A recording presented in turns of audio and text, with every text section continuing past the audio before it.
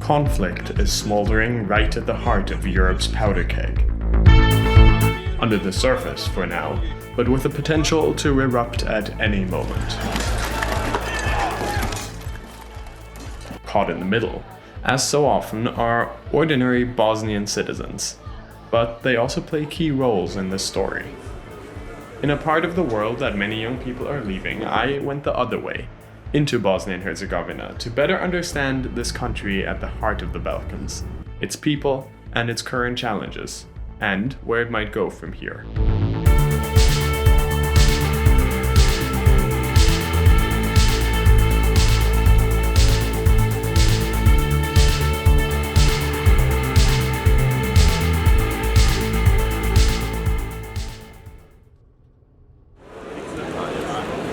Bosnia and Herzegovina. That's a complicated, multi-ethnic state that emerged out of a bloody and genocidal war less than 3 decades ago.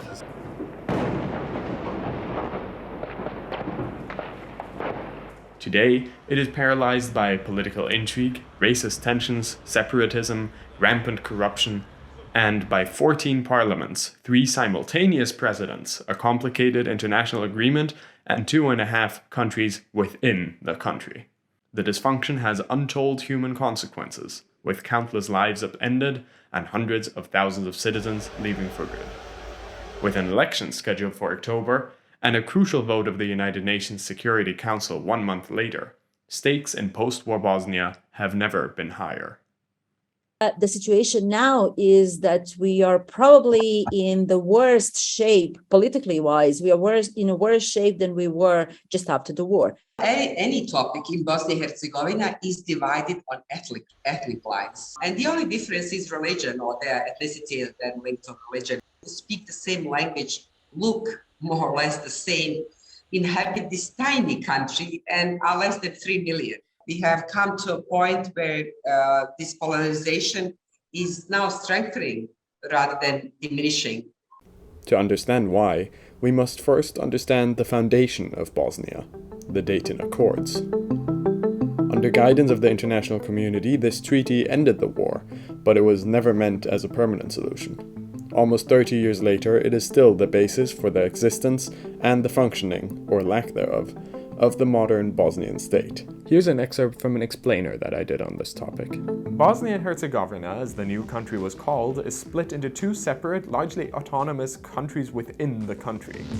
The Federation of Bosnia and Herzegovina, which is mostly Bosniak but also has a sizable Croatian population, and the slightly smaller Republika Srpska, which is mostly Serb populated. There's also a jointly administered district, but let's not worry about that for now. It's complicated enough as it is.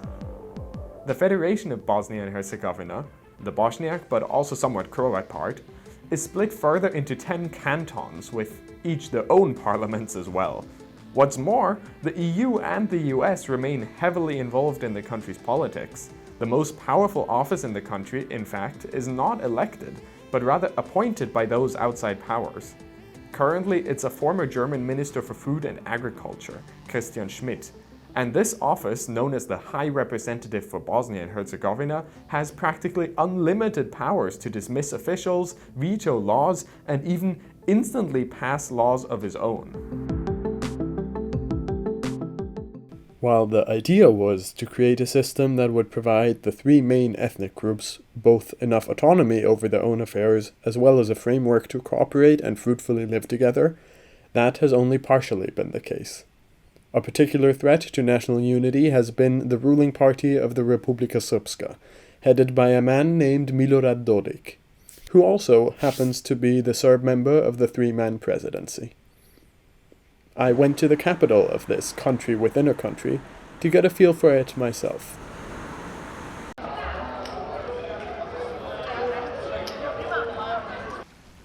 The country is Bosnia and Herzegovina, but I'm standing in front of something that looks suspiciously like a national parliament. The Dayton Accords created an incredibly complex structure of government in the country. 14 parliaments, one of them is this one, responsible for the Republika Srpska.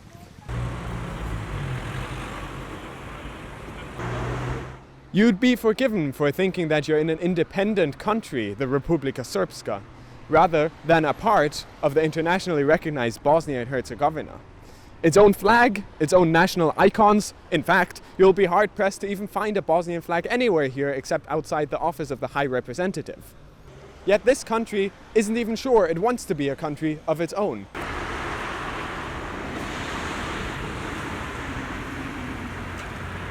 If I believe these guys, the Dodics, the Čovićes, the Izetbegovićes, the fill in the blank beyond them, though they're the top three, were representative?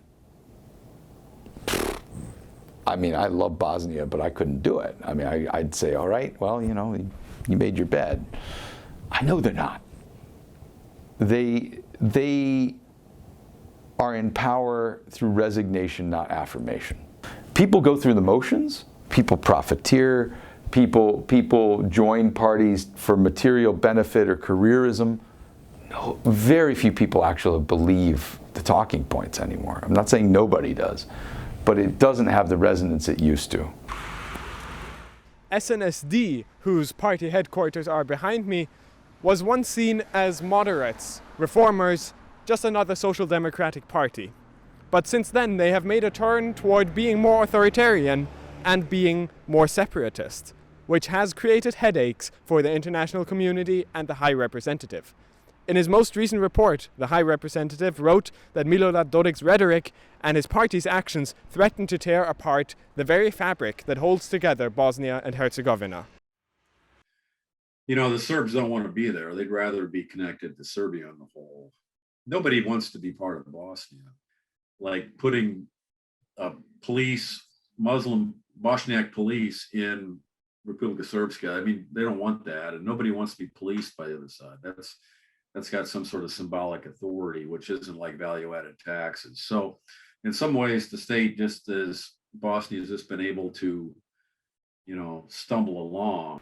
In the last couple of years, emboldened by strong support by Russian President Vladimir Putin, Dodik's attempts have become more brazen. He has moved to take over state property on the territory of Republika Srpska, to withhold collected taxes, create separate armed forces, a separate drug control agency, separate judicial system, and separate political processes. The parliament of the Republika Srpska is entirely under Milorad Dodik's control. His party, the SNSD, is by far the largest, with more than 30 seats. However, his coalition also includes parties ranging from nationalist to socialist, at least in name. De facto, the parliament mostly serves as a rubber-stamped legislature, stamping off on the proposals of the member of the presidency. Once seen as a successful example of the national integration in Bosnia and Herzegovina, the military is now again in the crossfire of the ethnic tensions. Milorad Dodik and his party have called for potentially seizing control of the Serb part of the military, splitting the institution into two and laying the groundwork for potential secession, or at least two states within one. The security situation is very precarious, and this is not something that you expect a quarter of the century after the war ended. The biggest problem we have is admitting that we got it wrong 15, 16 years ago. It's not that we can't fix it. It's not that there's a political price of any significance to any political principles. But people at the bureaucratic level who have had stewardship over the zombie policy would have to admit it was going wrong and that it needed to change. And at least implicitly, that would say this was a bad policy. And that's our biggest hurdle, which is pathetic. I shouldn't say this, but you're reporting it. But it's not clear to me that it wouldn't have been better off if Bosnia never existed.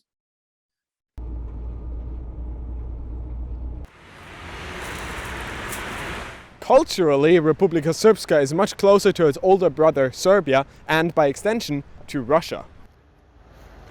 Monuments to people like Pushkin or the Soviet general Zhukov are littered throughout the city, and Putin is using the Republic as a way to gain some influence in the Western Balkans and potentially undermine the European Union's own backyard.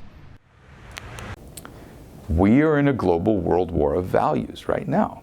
And in every society, to a greater or lesser degree, that constitutes a sort of civil war. Among the general population, especially after Ukraine, I've seen major panic. I got like messages like, oh, if things go wrong tomorrow, can we send your cousin to you? Can you provide this? And I was like, what? How did we reach this point? What happened? And there was people were buying oil and they were buying flour and stuff like that, stuff in cans which you can store. Russia definitely sees fertile ground in Bosnia to undercut the West, not just NATO, but also the European Union. And while logistically it is more of a challenge for them to do something bold and unnerving, like, I don't know, have a company of Russian paratroopers show up in Banja Luka or Brčko. That's the kind of move that would be a game changer. And then, everybody would say, oh, okay, Russians are here. Look what happened in Syria. It's harder to do that logistically, but the incentive to undercut us is all the higher as they're on the back foot in Ukraine. The government of the Republika Srpska is especially trying to create a contrast to the more cosmopolitan and pro-European government in Sarajevo. The party line goes that with the support of their friends in Serbia and Russia, the country would be able to secede and still support itself. Whether that is true remains to be seen. The Russians have been doing constituency building among Serbs Balkan-wide, and not just Serbs, Orthodox more broadly, but particularly potent among Serbs. Before the war in Yugoslavia, various ethnicities and religions used to live peacefully side by side. However, since the war ended in Bosnia, the groups have largely segregated into different regions. The Republika Srpska is mostly Orthodox Christian, while the Federation of Bosnia and Herzegovina is mostly populated by Muslim Bosniaks, but also has a sizable minority of Catholic Croats. There are other minorities in the country, however they largely lack representation, a fact that has brought about several court cases before the European Court of Human Rights. This is Azra Zornic. She filed a lawsuit against Bosnia in 2006, saying her identity prevented her from running for the presidency. In 2014, the court finally ruled in her favor. The ethnically based system of Bosnia was found to be discriminatory. Everything is about getting a right to be just a citizen without any ethnic or any other affiliation. I have devoted the rest of my life to that aim for this country, BH, to be as normal as any other European country. One major obstacle on this path is corruption. Belonging that goes beyond the ethnic groups and extends to who you know and what political parties you're a part of. Nacionalističkih lidera su zapravo kriminalci. All three national leaders are highly corrupted criminals. Among themselves, they cooperate fantastically. Their only interest is in keeping their positions, their incomes, the flow of money, and securing their families. They don't even work for the interests of the peoples, of the ethnic groups they represent. And they cause fictional conflicts to generate their ethnic quirky and further rob the country. And the only thing that's left to rob are the IPA funds for the aid of Bosnia. This sort of everyday corruption is so common in Bosnia that the people have their own word for it, štela. Štela is this intertwined connection between young people trying to make their way in the society by having somebody from within their family or the social networks their family has to get them through certain public calls or to enable them access to certain gatekeepers who will open the doors for them, or to give them money in exchange for a job or an internship, or you don't even have to do the internship. Sometimes you just get the paper that you did it, so it completes within your CV and so on and so forth. The consequences of getting offside with the powers that be can be very, very detrimental to you. The extent of how much stela and this politics of informality influences our life is very detrimental to the society itself, because we're not only relying on stela, we're actually assuming stela for everything that we want to do in the society. I'm Dženan Jahić. I was born on 6th March 1991 in Mostar. He is one of the many people screwed over by this system. Jahić applied to be an orthopedic surgeon at the Clinical Center University of Sarajevo. Despite being the only applicant and being overqualified, he was not taken. The reason seems to be lacking political connections. Since December, I'm without job. I fulfill all formal legal requirements. I was the only candidate, and it is written that I'm not skilled and not motivated. There are no so many orthopedic surgeons in this country. The person signing off on the hiring decision was the director of the hospital, who happens to also be the wife of the Bosniak member of the presidency. I really don't know. Should I pay to somebody? To whom should I pay? What to do? A lot of my colleagues went to other countries because it's normal. They don't want to wait. I don't know why I'm waiting now. Why? How? Why I'm not good? You know, I'm assisting and doing surgeries in Slovenia, in Germany. Why I'm not good enough here? I don't understand. Corruption and stela have only led to a deepening of the antipathy many Bosnians feel for the existing political system. They have also strengthened the grip of the nationalist parties on Bosnian politics. A litmus test for the direction the country might take from here will take place in October in the national elections. Until recently, there were fears that the election might not be held at all due to blockading from the Croat ruling party. While that crisis appears to be mostly averted by now, whether the results will be generally accepted and then implemented remains a big question. Mr. President, distinguished members of the Council. The election is not the only important date for Bosnia this fall. In November, the United Nations Security Council will have to reauthorize the European military mission to Bosnia. Operation Althea, as the joint European deployment is called, plays a key role in maintaining stability in the country. Ultimately, its stated goal is the successful implementation of the Dayton Peace Accords, the very agreement that Russia, who also holds veto power over the UN Security Council, has repeatedly called into question. Whether Russia, now isolated like never before in response to its invasion of Ukraine, will agree to renew Operation Althea's mandate is far from certain.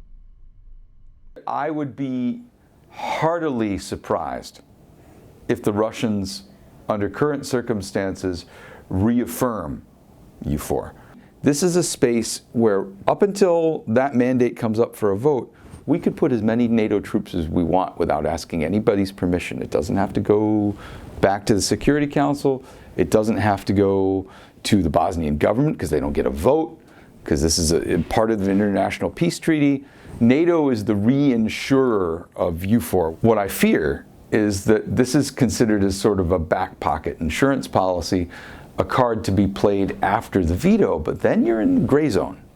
Dodik would love to see them go, but the Dayton is actually, one of the clauses of the Dayton is providing a possibility for NATO forces to have a presence without the consent of the Security Council of UN. He would rather have EUFOR with the combination of forces than NATO. The truth is that even while the people in Bosnia are striving for a more independent and just future, the country remains at the heart of the Balkans, historically the playground of Europe's large empires. Bosnia's future is up in the air and, unfortunately, only partially up to its people. This fall will give us some indication as to what may be in store for the years to come. Will Russia use its powers to subvert peace and stability in the region? How will Europe and the US preempt or counteract any such moves? Would the European military mission continue even without UN approval? Will the Bosnian people exercise their right to vote in the October elections, and, if so, will they elect oppositional parties?